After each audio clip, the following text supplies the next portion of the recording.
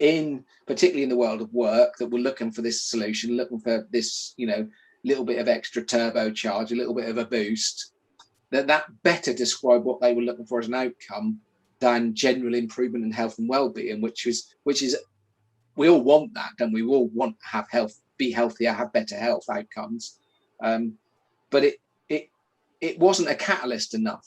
Feeling a bit better wasn't a catalyst enough for people. If I walked into a room and said to somebody, how would you like to improve your health and well-being? They'd be, yeah, I'd quite like to do that. And, but if I went in the room and said, how would you like to have 20% more energy? Everybody's like, yeah, I want 20% more energy. Hello, and welcome to the very first episode of the Energize Me podcast. I'm Ian Haken, the founder of Energize Me, and I'm joined by Gopinder Singh Baidwan, our Chief Medical Officer. And I'm going to start by letting Gopinder tell you a little bit about himself and why he's on this journey with us. Yeah, thank you, Ian. So it's great to be here today. Thank you for inviting me. So I'm Gopinder Baidwan. I'm a GP by background. I work in Birmingham as a full-time GP.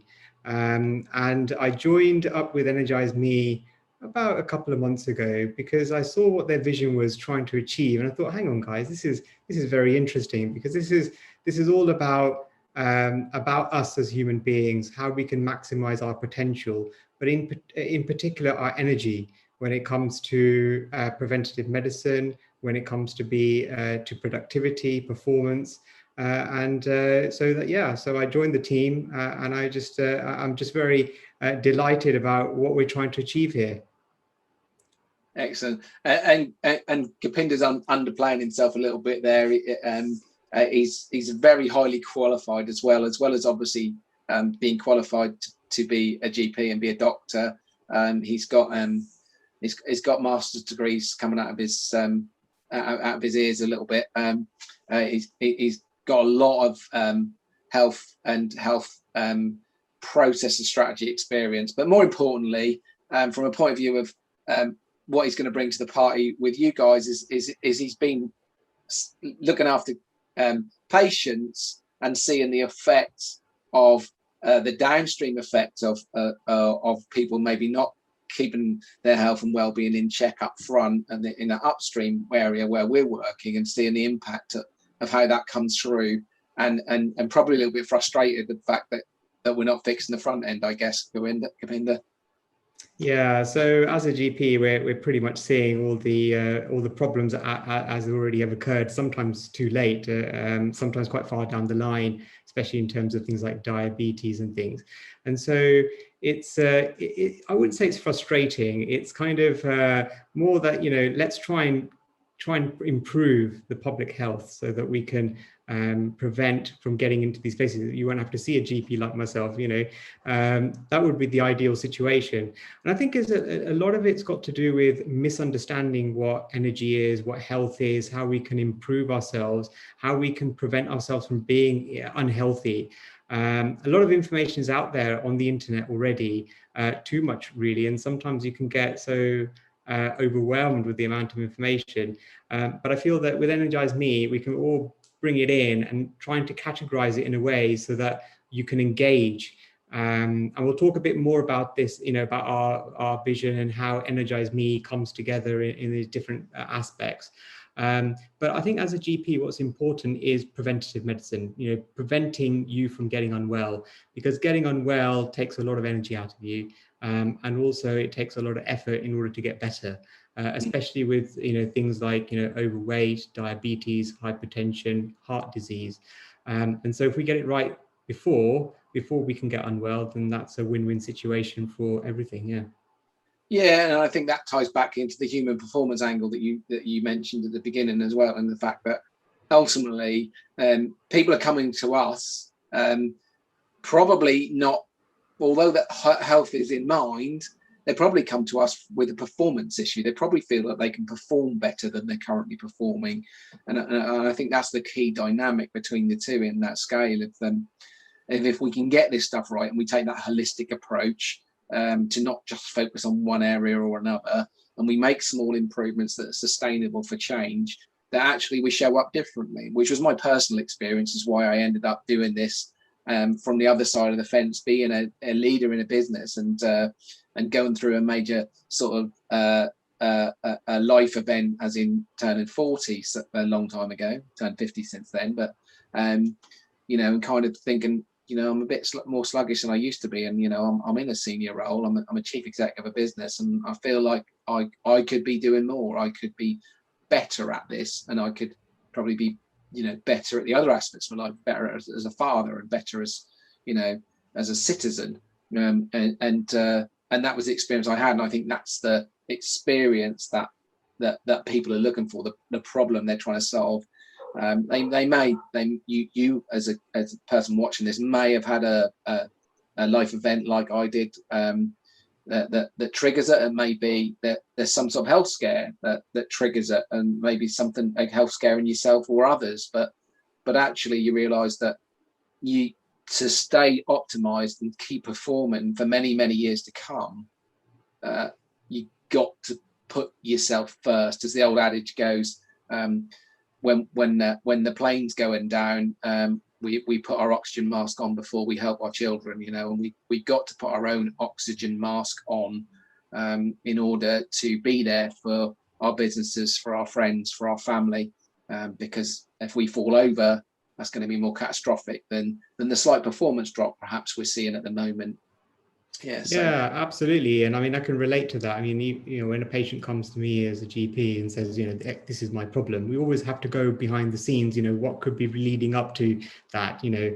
So such something simple like, you know, breathing problems, they might have asthma or a chronic obstructive disease, you know, that's going to be caused by perhaps maybe smoking. But then the question is, why are you smoking? That might be because of anxiety. Or why are you anxious? Because, you know, they may not be doing, you know, may not like their job. Or why don't you like their job? Because they're not so productive at it. And why are you not productive at it? And so you keep going back and back and back and back and back. And actually, when you start to plot these things out, you notice that actually it's not just health, it's a whole well-being thing. You know, the person is defined not just by how they feel, it's about their mind, it's about their attitude, it's about their thoughts, it's about their beliefs, it's all that. Putting that all together defines who they are. And if we could maximize each of those things, then you've got the energy potential that you can play with. Yeah, and I suspect, I know we've talked about this before, but to fit all of that conversation that you just had in a 10 to 12 minute appointment slot, it must be very hard for you to be able to get behind the story, but that's behind the story, that's behind the story. Yeah, it takes a lot of time, but that's why GP is being a GP is very unique, because you get to know the patient very well, and so after a few consultations, you're trying to build a picture of this person. Yeah. So you're right, you know, 10 minutes is not enough, but slowly you can start to weed out what may be the actual problem here, and so giving somebody an inhaler, for example, when you know, in the example that I gave you, will help them in the short run, but unless you go back to why they're in that position, you can't help them you know, fully. That is, you know, fully that is. So that's why general practice is really interesting at the moment, because there's a lot of push on lifestyle medicine now. It's preventable diseases, how we can build up our mental processes, like you said, to be productive. If you're a busy, you know, CEO or a busy worker in a team, you know, your efficiency, your productivity is related on your health, believe it or not, you know, and so how can we maximize our potential? And that's hopefully what we can chat today. Yeah. And before we chat further, because we're going to get into the nitty gritty of what is energy and how does that relate to health and well-being, etc., in a little while. If you are enjoying this video so far, please do like the video. Drop us a comment as you see anything appropriate, as anything questions you want to ask. We'll be watching the comments coming in over time as they come in. If you want to subscribe to this channel, please do hit the subscribe button. As this is our first podcast and we're kind of building out some momentum here, we are going to give a little special offer. We're going to give away a month's worth of one-to-one coaching, which is worth £197 through our platform, to one subscriber once we hit 50 subscribers. So we'll pick somebody at random out of the first 50 subscribers to our channel, which is, I know, quite a modest number of subscribers, but from Acorns Great Oak Trees Grow. So if you're up for a free one-to-one session with one of our coaches, then hit the subscribe button and you could be lucky. Okay, right, Kapinder, let's hone in on this energy thing then. So it's interesting because we talk about energy, and I originally got to framing it around energy, although in reality most of what we talk about is health and well-being and wellness. I originally got around to framing it around energy because I found that when we were talking to people particularly in the world of work, that were looking for this solution, looking for this, little bit of extra turbocharge, a little bit of a boost, that better describe what they were looking for as an outcome than general improvement in health and well-being, which is we all want that, and we all want to have health, be healthier, have better health outcomes, but it wasn't a catalyst enough. Feeling a bit better wasn't a catalyst enough for people. If I walked into a room and said to somebody, how would you like to improve your health and well-being? They'd be, yeah, I'd quite like to do that. And, but if I went in the room and said, how would you like to have 20% more energy? Everybody's like, yeah, I want 20% more energy. So let's talk about that. Let's talk about energy in the human condition first. Yeah, so we start from the basics. Energy is all around us. Energy drives everything. And one of the laws is that energy can't be created or destroyed. It can only be transferred. And so taking that into mind, how that relates to us as human beings. So we're social beings. We interact with other people, we eat, we sleep. All these things are to replenish our energy stores. We call them different things, going out for a drink, going out for a movie, but essentially it's all transfer of energy.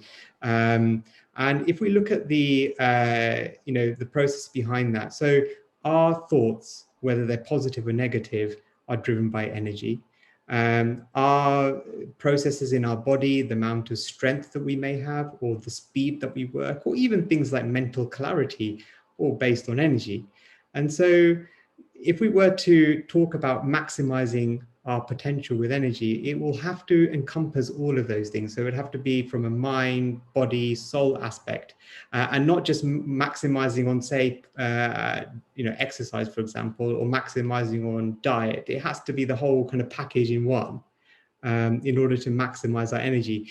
So energy is what drives everything. And it's unique that we're thinking about this in this way, because a lot of the time when you talk about productivity or you talk about well-being, wellness, it's about specific things, but you're not looking at it from an angle of energy. And I think that's really fascinating and really interesting. And I think that's what makes this really unique, is to think about it in that way.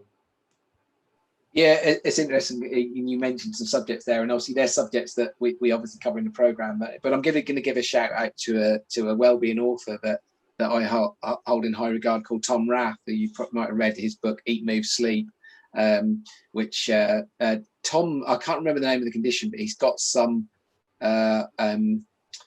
very rare genetic condition, which means that he's got the possibility of catching cancers almost like colds, which I know you can't catch cancer, but his probability and likelihood of getting cancer is any cancer is very, very high. So he had to go and live a really clean lifestyle, and he's also a Harvard professor in medicine, so he knows what he's talking about in terms of the subject area as well. It's Harvard or Berkeley or one of those.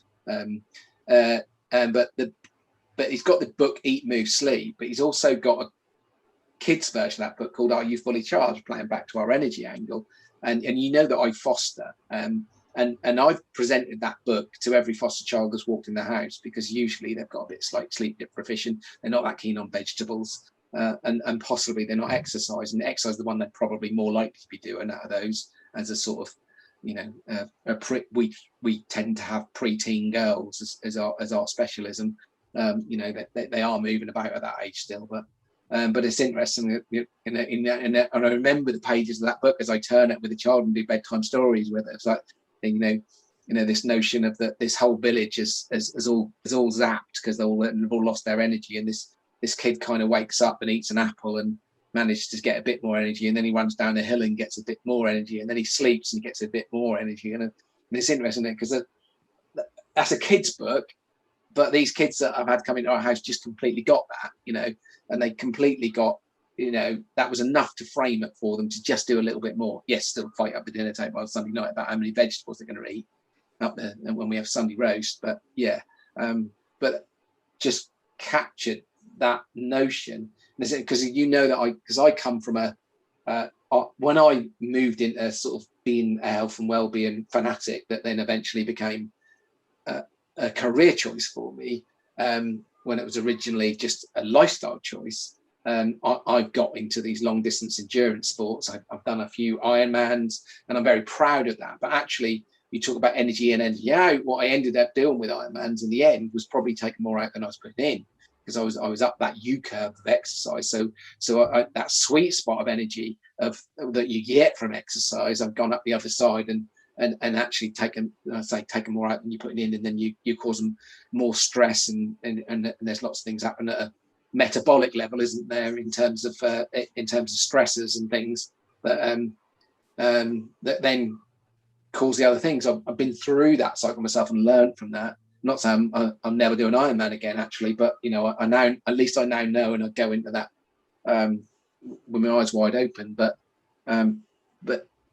that's a good sort of claw back to where we sit with when we talk to clients, really, and the fact that it's an individual journey that's right for you, and what's right for you is not really right for the next person, and what's right for your energy.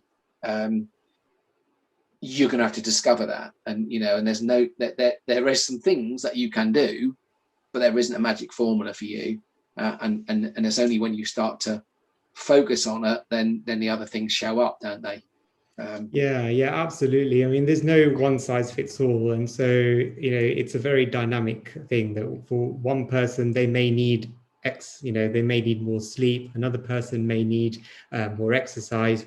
Very, very plainly speaking, but everyone needs to generate their energy in their own way, and it's a personal journey. Like you said, you've got to identify what you need in your health. Now, I went through a journey a couple of years ago where I actually had to take 6 months off because I was quite unwell, had to have hospital treatment, etc., and I was left, absolutely, with no energy whatsoever. It was very difficult to move. It was very difficult to think, foggy head. And, I did a lot of kind of inner kind of research, for myself, why am I feeling this way after having this, medicine, and how do I recoup myself? So that led me to kind of look into things like energy flows with Tai Chi. I went into Ayurvedic medicine. I went into sports medicine, because before this I was doing high intensity training, not as much as Ironman, to be fair, but I was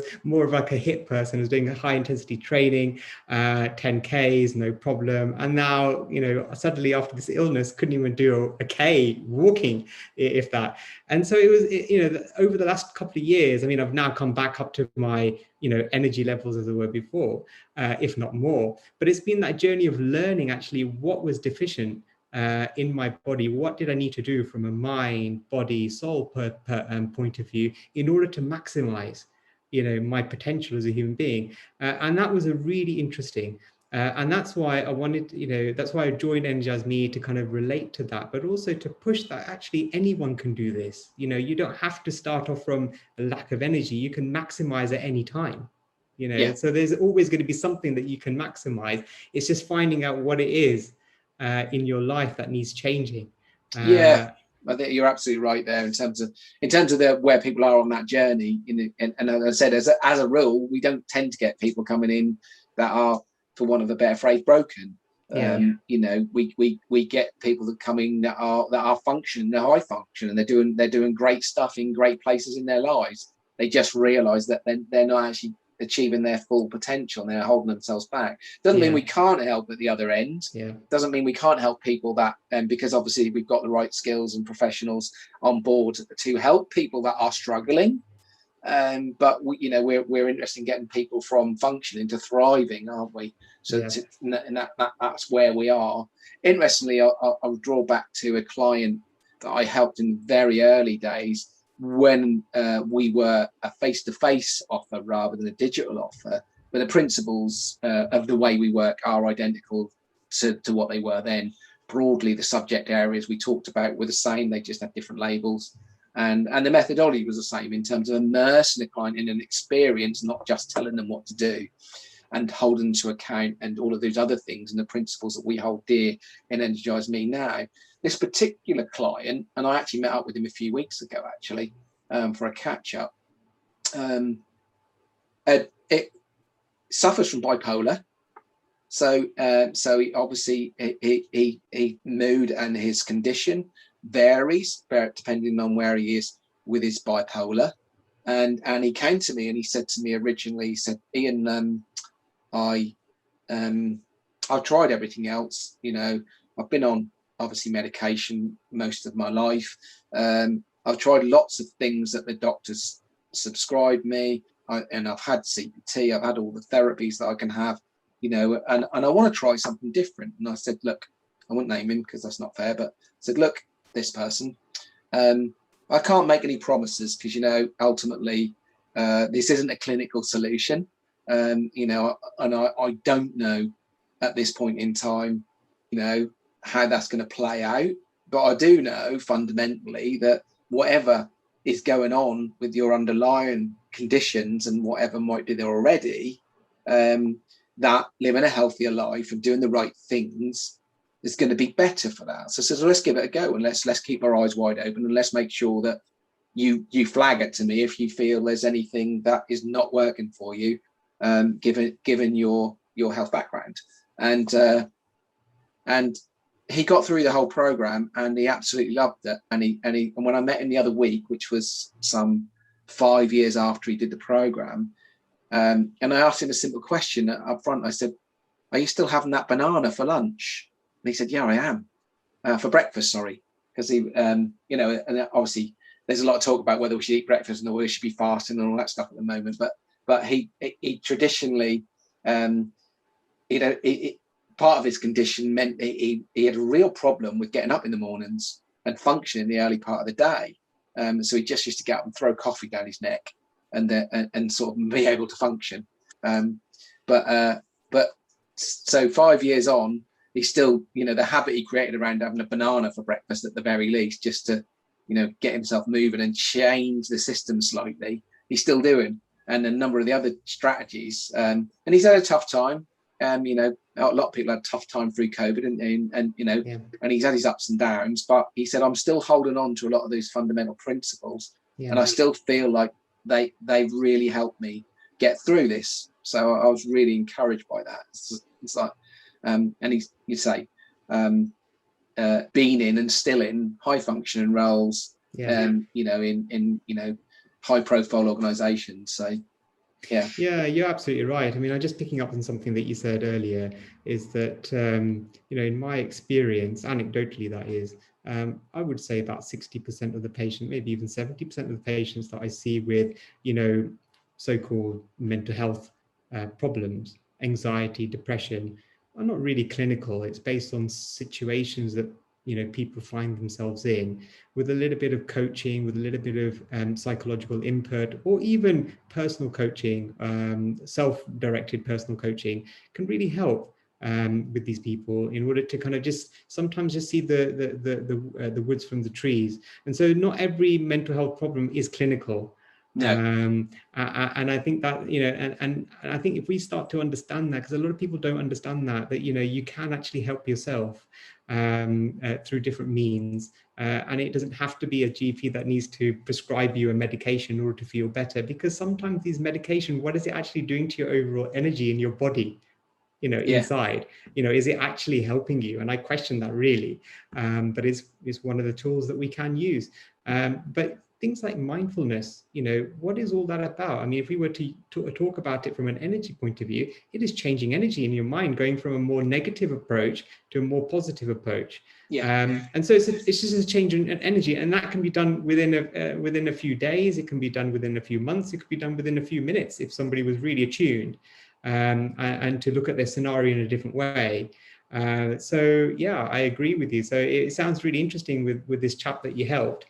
He's been through clinical situation, didn't help him, and now he's kind of found his own way. So it's good to hear that. Yeah. Yeah, and that's not, he's not still, he's not still taking medication for that, and he's not still doing other things, but just gave him some bench strength that of like, well, actually, if I, it's quite, and it's quite obvious really, isn't it? If I keep all this stuff in check, when I do have an episode of my condition, then I'm going to manage it better, and I'm going to go into it.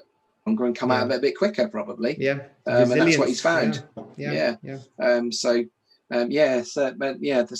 some interesting things. So, and that probably plays into that conversation, because we mentioned a few bits of the spaces in which we framed it, and you said the mind, body, soul thing a while back, and anybody who's worked with us knows that we've got our energy triangle, which looks at the spiritual energy, physical energy, and mental energy, and within that there's 3 areas within each that we then break it down further, of which 7 are medical, for want of a better phrase, are related to your health, and 2 are not so, but obviously they all play in. No, just going to touch on that mental side really, but the mental energy piece, because the physical energy thing is pretty obvious, isn't it, to most people. We know that and I know that sleep is a crossover between physical and mental, because it affects both very much, although everything affects everything. And people can see that equation that, energy comes from food, so nutrition and energy linked, and that, that's what calories are basically, and it's energy, and that exercise has this relationship with energy, and sleep is rest, so that recharges the batteries. But let's talk a little bit more about that mental energy on the other side. So we frame that as our sense of resilience, the mindfulness you just mentioned, and our effectiveness, one of the non-medical, one of the non-sort of health solutions, but obviously tying into the word we both use quite a bit already around productivity. I mean, that is basically productivity, as in the tools and techniques of productivity, which is interesting because although it's non-medical, like the biggest thing I talk to clients about in there is saying no. That's the biggest tip I could give anybody if they want to be more effective, is to say no more often, which is a bit dull, and because you spend your life saying no to everything, then we wouldn't be sat here for a start, would we? Because you'd said no to me, but about joining our team, but actually we say yes far too often to too many things, and we've overloaded ourselves, and then we don't have time for the other things, and then our resilience wanes, doesn't it?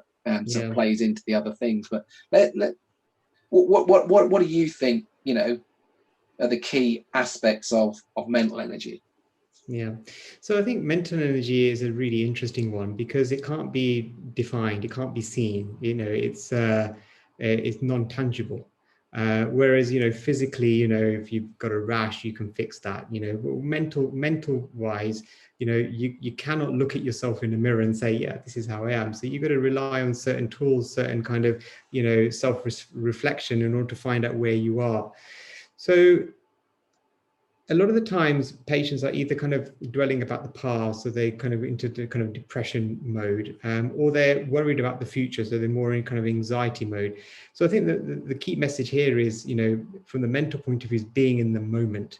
So if you can channel your energy, because there's a saying, where your mind goes is where the energy goes. If your mind's in the present moment, then you can channel all your energy, you can channel your concentration in the task at hand. And that's obviously going to give you more effectiveness, more productivity in the workplace, whether it's at home, whether it's in family life, etc. So it's about being mindful of what you're doing at that moment in time, and also enjoying what you're doing, because that's going to give you an extra boost in energy. So it gives you that kind of, that positive feedback loop. And so a lot of the time we find ourselves being stressed because we've got X, Y, and Z to do, and we're always worried about the future, or we're not happy about the past. But I think the key thing that I try to work with my patients is actually trying to be in the moment, trying to take everything in at the moment and just being, content with what's there, and then using that energy to then handle the tasks at hand. And you find yourself actually being a bit more aware and a bit more able to kind of be at your fullest potential. Yeah, that's what I think I always pronounce his name. Nick Mihail wrote the book on flow. That's what he talks about, when we find that moment when we're just immersed in that experience. That's right. And we're really enjoying it. And obviously to get there, to be in, we're never going to be in flow 24 hours a day. Well, we're going to be asleep for some of it anyway, but we've got 8 hours of work a day in us, or maybe a little bit more for some people. We're never going to find flow for the entire time that we're at work. We're never going to find flow for the entire time we're at home with the family. But if more flow can show up for us, that's exactly that, isn't it? If we're immersed in that experience in that time, it's like I've got this picture on a slide somewhere of this little boy playing with this car, and he's just lost, and it's in one of my early versions of the effectiveness content that we've got now, and he's just lost in it, and he's just studying this car, and you know that if you were in that room with that child, if you asked it a question, wouldn't hear you. Just lost in the moment of what they're doing, and we kind of forget how to do that as adults, don't we? Because we kind of like got our radar up, which we developed over time, because our amygdalas had to jump up here and there and look out for danger now and again, and we've learned to multitask because everybody told us that's the best way to work. It's best to be having the mobile phone on the go at the same time as having something over there and a piece of notes over here while I'm doing this call with you, which is absolutely poppycock. But that's the way we've been conditioned over the last 20, 30 years to function, isn't it? And and I say these things have just made that a lot worse, haven't they? Look, just hold that up and there's notifications on there. Apparently just me holding this phone up and me now knowing that their notifications are on my screen has cost us 23 seconds in our conversation, because that's distracted me enough mentally to forget where I am. That hasn't, but it could do. It's just the notification on the phone. I haven't looked at it. Absolutely. And also I think one of the things that when it comes to kind of defining things that are just mental, is actually we're all looking for happiness at the end of the day.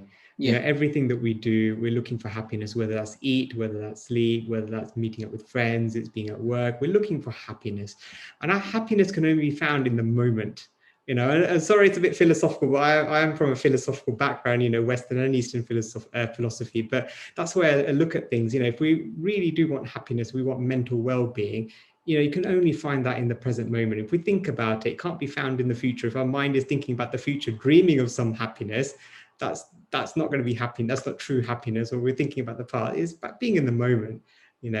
And children are fascinating, absolutely fascinating. So watching my kids grow up, when they're 2-3 years old, they're just immersed with their toys, and they completely, like you said, completely black out their surroundings, and they completely in the moment.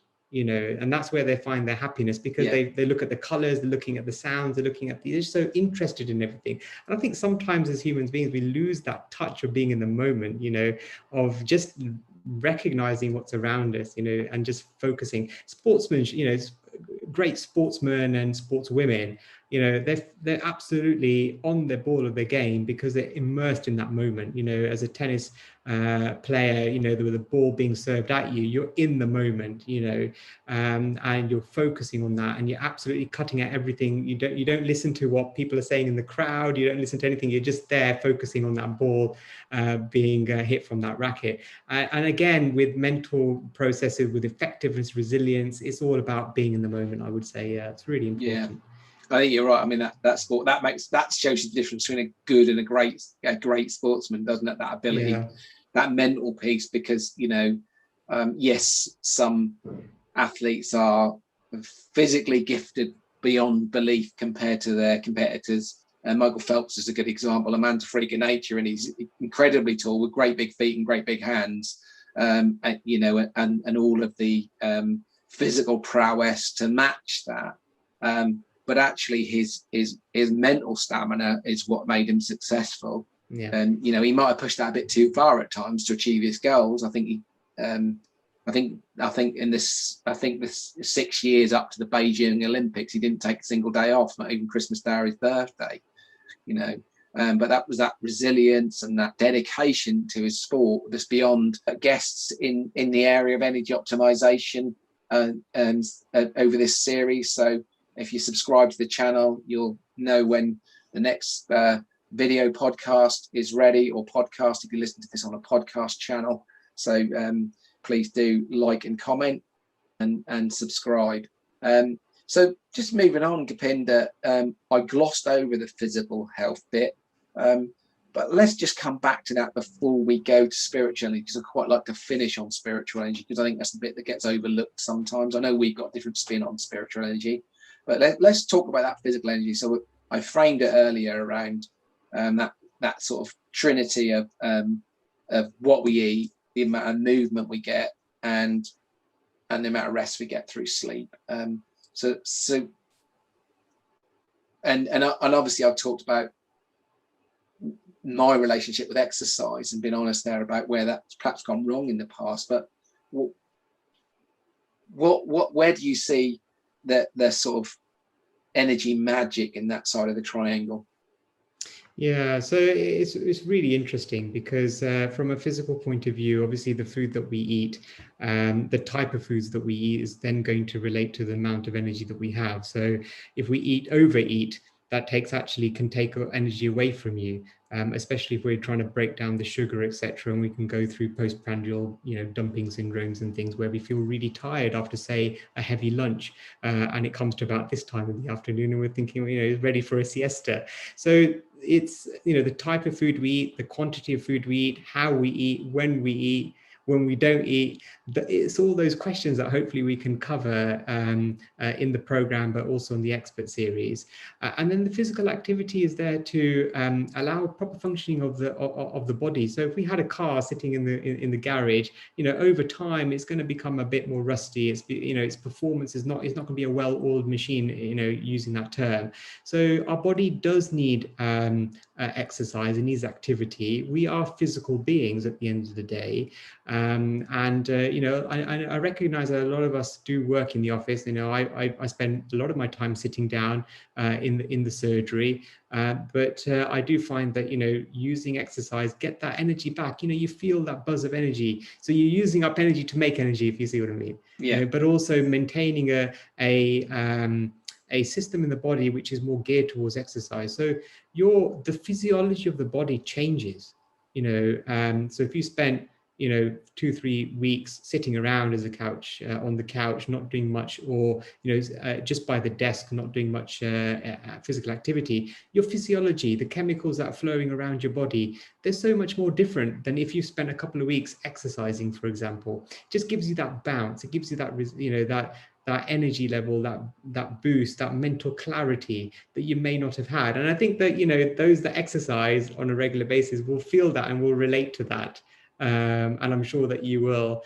And so movement is really important, but also movement, takes away a lot of the burdens on disease at the moment, such as high blood pressure, diabetes, heart disease, which are all very, massive comorbidities in this country. And so movement really is recognized, internationally to reduce those and the risks of those. So nutrition, movement, absolutely. It's not a very easy relationship between the two, and it gets very complex, especially when you earlier on you mentioned intermittent fasting and different types of intermittent fasting, and so it becomes very, very. But I think that each person, if they knew a little bit about each of the backgrounds of different types of nutrition, intermittent fasting, the benefits, they can try it, they can see how they get on with it and see what suits you best. Everyone is different. It's what works for you, within the remits of what's healthy, that is. Yeah, and I think it's exploring. And I mean, I read a book on intermittent fasting which is by a guy called Dr. Jason Fung, which is really interesting, and that got me playing around with it. But ultimately, it's got to suit my physiology, hasn't it? It's got to suit my metabolism and everything else, and so. But obviously, we can be a human experiment for ourselves. We can see what not eating breakfast feels like for us, not eating for a day feels like for us, and there's science to support the argument either way. But finding what is the right solution for us. And on the physical health, it's interesting you talk about sitting down, and I'm just going to shamelessly show off my desk. So, I'm at my sit-stand desk, so I can show off my t-shirt by putting the desk down and put the desk back up again. But just things like finding investing in a standing desk, or finding other ways to be less sedentary. Often as good as, I've just come a bit too high. Often as good as going out and finding a piece of exercise. A healthy amount of exercise that's right for you is the healthy amount of exercise that's right for you that you discover. But actually, we can short circuit that by doing things like this. If people can afford to invest in a standing desk, then the payback for them is going to be great. I haven't looked back since I've had this one. I got it from an excellent local provider to me called Flow Motion Studios that, like us, are really passionate about this subject. They're passionate about movement. They're passionate about energy and productivity as well. So it's more than just a desk that I bought. Really, I bought an experience from them. But but I say to people, what is stopping you from having a stand-up meeting? You're probably going to have a short meeting for a start. Other ways that we can incorporate movement without saying I've got to do my 20 minutes worth of structured exercise, which often comes up against the barrier of I don't have time for that 20 minutes worth of exercise. I mean, the flip side of that is, what is more important than your health? But ultimately, people have busy lives, don't they? Yeah, absolutely. And I'm hoping that, in the next few videos, we can explore these different things, because there is some scientific backing behind, standing at a desk, how it relates to the mind, body, and the brain axis, how the blood gets flowing. So, if I needed to think about something, I will go for a walk. And similarly, standing up, I might pace around the room, and that for me is a way of just concentrating and focusing on a thing. So I think there is science behind that, and so I think if these little things can be incorporated into your daily life, if they can be, then great. Yeah, absolutely. So, well, the one thing we didn't touch on in that area was sleep, which is an interesting subject, isn't it? And because scientifically, we still don't fully understand all the aspects of why we sleep, do we? We know it. We know we rest. We know that the brain cleans itself out in that period. We know that we don't sleep, as potentially fatal in the long term. And plenty of scientific studies and one-off studies have shown that in the past. So we know it's fundamental to the human condition, and it's fairly obvious that we know when we get to the end of the day that our eyes are getting tired and we need to go to sleep. But that'd be the final thing, just to frame in this physical health bit before we move on to spiritual, really. And in your experience as a GP, what sort of percentage of your patients do you think are coming in with some element of sleep deprivation? Yeah, so it's difficult to put a figure on that. So patients will present with sleeping issues from a variety of problems. So it could be from a mental health point of view. So they've got depression or anxiety not allowing them to fall asleep. So they've got insomnia that way.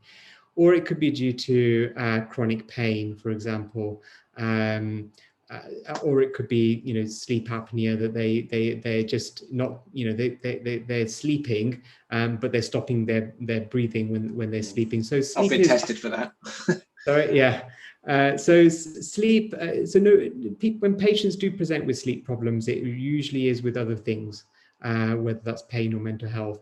But inevitably sleep is really important, and I think we all recognize that, because we are all conscious beings, and we know that if we get a good night's sleep, we feel better the next day, and that don't need to do scientific research on that. It's a very subjective thing. Yeah. But the question is how do we maximize on sleep? And so there's a lot of movement recently, especially with mobile phones that are introducing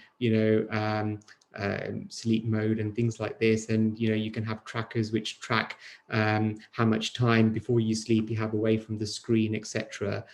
So there's a lot of emphasis given on sleep, and I think that one of the things that we need to do in order to maximize our health, maximize our performance as human beings, is to really take sleep seriously. And I, for one, try and take sleep as serious as I can. But I think that goes for all of us listening, is that we have to make a conscious effort in order to maximize on that, because that is such an important part of the day. For some people, it can form a third of the day, if not more. So it's a really important aspect, and that really does fit in with everything else. It fits in with your mental ability, with your spiritual purpose point of view, and also with your physical. So it's really intertwined with everything, really. So sleep is really important. So especially now with the heat that we're having at the moment, Ian, it's becoming a bit more difficult. But even then, it's like how we're learning more about sleep, how we can keep ourselves cool, etc., etc. So very important, and hopefully we'll be able to have a video just on sleep with an expert. Yeah. Well, my tip for that is I've moved to the north side of the house for the moment, so that at least the sun's not baked it for the end of the day, and I've taken the duvet out of the cover and just have the duvet cover on. But there you go. But yeah, I think this is because you said about, obviously you're seeing people coming into the surgery with a presenting with a sleep condition that is more than likely related to another underlying condition.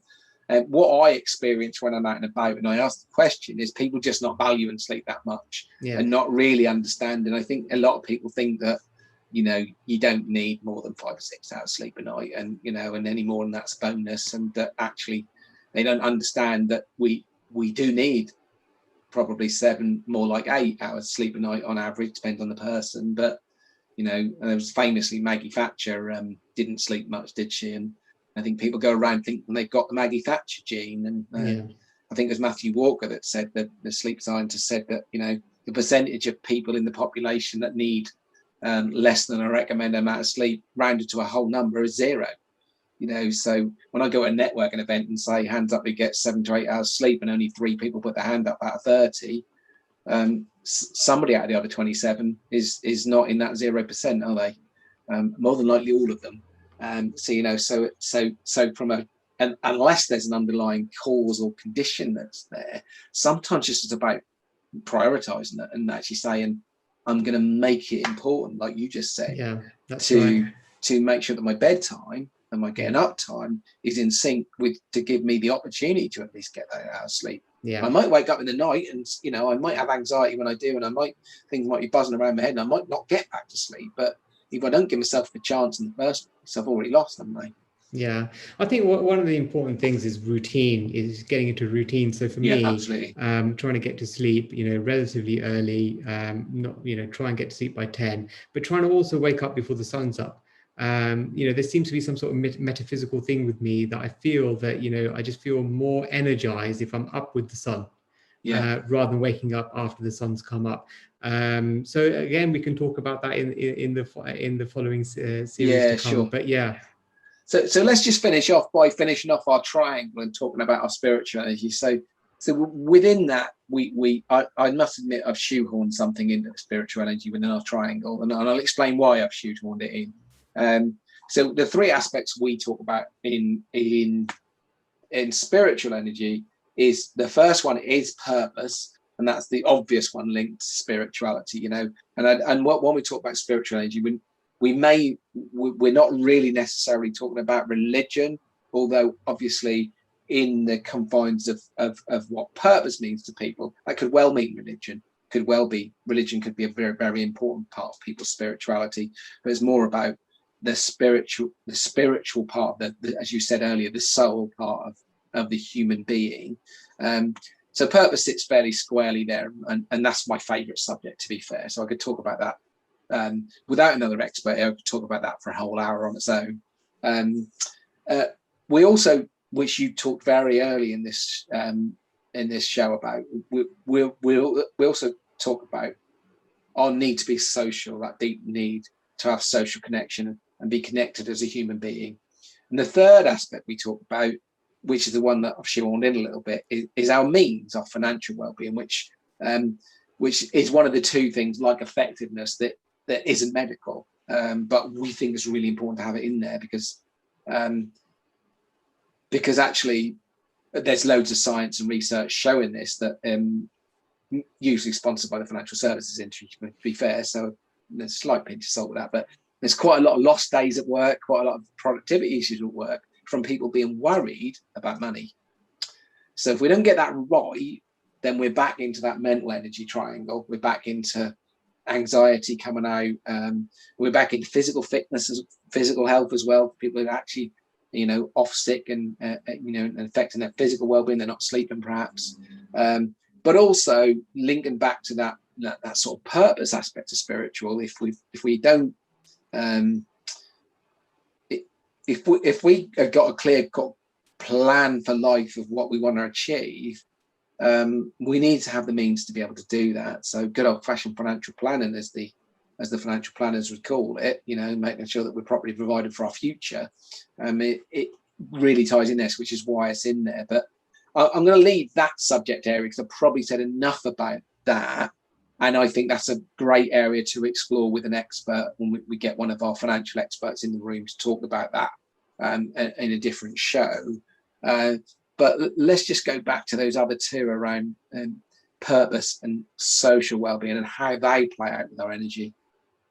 Yeah, so purpose is really important. It's so what I would define purpose is, why are we waking up in the morning to do what we're doing, and that really is important because, again, that ties in with our physical and our mental. So the point I'm trying to make is that all of them are intertwined. Mm-hmm. But just taking purpose on its own, for me, it's going into work, even though it's a very stressful job. And we are ever so stretched, but the purpose is of helping people. It's about making someone's life a little bit better than it was before we had an interaction. And I think that's my purpose. It's service. So other people's purpose, could be related to work. It could also be related to family life. So our purpose is to look after unwell people. Our purpose is to bring up our kids so that they have the best of their ability, their potential. So purpose is a really, really important thing which drives us. What drives us? So we've got all this energy. We've maximized on this energy. We've got 10 in the middle of the triangle. Where are we going to direct that energy? And that's what purpose is all about. So that could be a purpose for making yourself healthier. It could be what you want to do, Ironman, you want to cycle, whatever purpose. It could be a long-term purpose or it could be a short-term purpose, but that's really important. And I often talk about this with colleagues about almost kind of on a daily basis before we go to sleep, is trying to kind of hone in on what we're trying to achieve, check base with what are my short-term goals, what are my long-term goals, how have I done today to achieve those, what could have done better, so it's almost that kind of self-reflection as well. Yeah. From a social point of view, again, really important, social from within our own families. So unfortunately with the lockdown, Ian, we've had a lot of people who've had some issues at home, and that's been a burden on some people's lives, and how we can help them. So it's that social interaction, how we can improve that. But it's not only just within the home; it's with the neighbour, it's with our work colleagues, it's as a community as a whole. How do we interact with the community? So the whole energy of the community. So if we lived in a small town or village, how can we bring up that energy of that village so that we all kind of drive off each other, seep each other's energies, So I agree. I think those two fit very, very well in the spiritual part. Quickly on the means point. Yeah. I think if we were to kind of spirituality, I agree with you. It's not confined to religious belief. Religious belief is your way of life during that day. It's what you believe in what your what you believe in God or whether you don't believe in God. That's the religious aspect of things. But from a philosophical point of view, what makes your mind tick? What is your way of thinking? What's your faith? How do you find ethics, etc.? So if we look at it from that tangent and look at means, so from the financial point of view, it comes down to needs over wants. At the end of the day, it comes down to needs over wants. Do you need, if we look at our spending in that way, we actually all can be quite content with what we have, to a certain degree. So that I think that just to kind of justify, I think it does fit in with spirituality.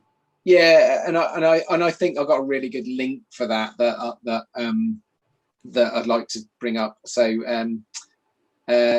some research was done to look at how much money makes us happy, and it was an American study. It was 2007, 2008. I'll remember the name of the researcher in a moment. He's a Nobel Prize winning researcher. His name is just escaped me. But they found that at a ceiling of $75,000, people didn't get any happier.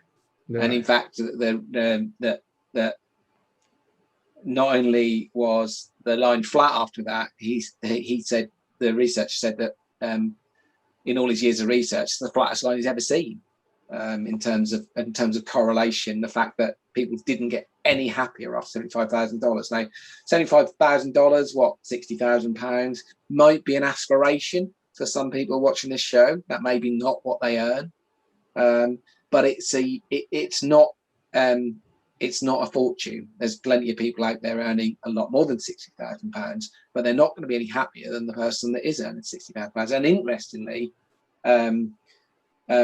what the research also showed, that was actually the $45,000 mark where there wasn't much increase after that. So at sort of £35,000, which is, I think, UK average income was last time I looked was about 34,000. We're actually not going to achieve much by doubling that to 60 in terms of improvement of our happiness. So that ties that link between purpose and financial together. In fact, we need enough money to make ourselves comfortable and meet that kind of psychological safety and all that stuff in the old-fashioned Maslow hierarchy of needs triangle, a completely different triangle to our triangle. But we need a certain amount of money to be safe and secure. But actually beyond that, enough money to buy that second yacht is not necessarily going to make us any happier, literally. So that's. And I don't know whether anybody listening or watching has had a similar experience, particularly over the last 18 months, about what's important, whether that's your relationship with money, relationship with your family, how that interplays with work, and how, lots of people are very keen to have a really successful career and get on really well. And, we spend our 20s really trying to climb that ladder and pushing hard through our 30s and then hopefully our career flourishes through our 40s and then we become wise in our 50s and et cetera. But actually, sometimes we put a bit too much into one area of our life, perhaps too much time into the career at the expense of something else. I've got a very personal story to me. I put a lot of effort into my career and into a business I owned, and my marriage broke down. There are other factors in that, but no doubt the fact that I was singularly focused on something over here made this thing over here not so steady as it should have been. And I wonder whether, and that's back to the triangle being in balance, really, isn't it? Yeah, I think that going back to the triangle, it really gives you that kind of self-diagnosis. Whether you use it on a daily basis or whether you use it every other couple of days, it really kind of gets you to self-assess yourself as to, so how do I score myself with nutrition? How am I scoring myself with effectiveness? And how is that overall giving me my total energy and where improvements can be made? So it's a very dynamic process. And I think every day you're going to find that, one thing may be less than the other. And so you need to pick up on that. And I think that's what makes the triangle so unique. is our relationship with that on a daily basis can really maximize our potential, not just honing on just physical or mental or drinking plenty of cups of water or coffee. It's about taking it as a holistic approach, which is what is so brilliant about the triangle in itself and what Energize Me has to offer. Great. Now I'm going to take an opportunity to wrap up that part. I think that probably needs a little bit more explanation about our actual triangle. We talked about it, but I'm going to just say I'm going to thank you, Kapinder, for your time today. It's been a really good chat, and I'm looking forward to chatting with you further with our other experts throughout the rest of the series. Again, if you'd like to like or comment on this post wherever you might see it, or subscribe to it if you're watching this on YouTube, or subscribe if there's a method to do that via the podcasting app that you might be listening to it on, please do.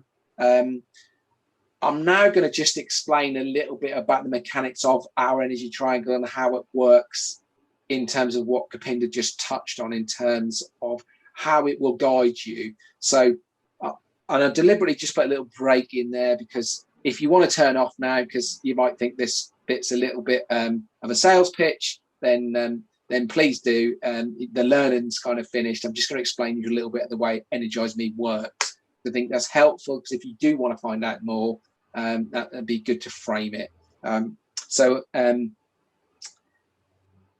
If you're watching this, then you'll see a copy of the triangle on screen now. So you can see what we just talked about with the various aspects and how they all play in together. Within our platform, you have the ability to self-score yourself on that triangle. So our energy triangle, when you use it in our platform, is an interactive experience. So we will prompt you every time you finish a pack, or anytime you want to tell us how you're feeling. Usually, most of the questions are scaling questions from 1 to 10, how you're feeling about various aspects. We then code that into your triangle, and your triangle is effectively becomes a traffic light system to help you navigate where you want to go. So there may be one particular area that's lower than all the others. That may be the obvious place you want to attack. Maybe an area that, if you complete that area, that complete one whole aspect, like maybe your nutrition is letting down all of your physical health, and you need to focus on that.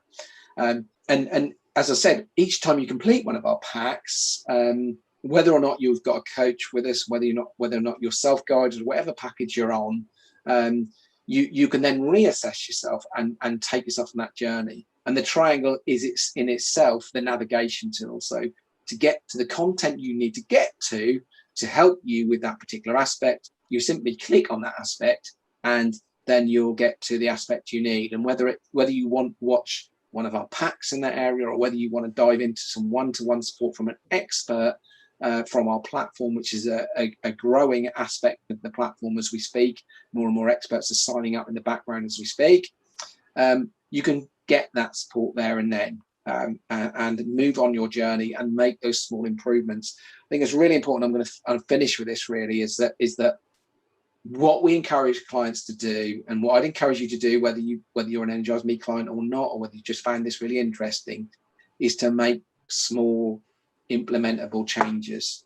Do not decide from day one that you're going to make this big grand gesture of a change, and you're also going to do this, and you're also going to do that, because you'll overload yourself 3-4 days in, 3-4 weeks in. It's a bit like joining the gym in the new year. You'll find that by the 3rd week of January, gyms get quite quiet. They were really busy for those first 2 or 3 weeks, and then they dwindle back to the regular members again. And by February, it's pretty much back to normal. And so, don't overcommit what you're going to do. Make sure you make lots of small implementable changes. Bed one in, make the next one. Bed one in, make the next one. And what you'll find is, after not very much time at all, lots of small changes add up to quite a big change overall. And also they lead you towards more other small changes that are in the right direction for your energy, in the right direction for your health, and the right direction for your productivity. Sign off. Yeah, so today was just an overview of the triangle, but with the subsequent videos, we'll be honing into each of the smaller parts of the energy triangle. So yeah, watch that space, subscribe. Thank you.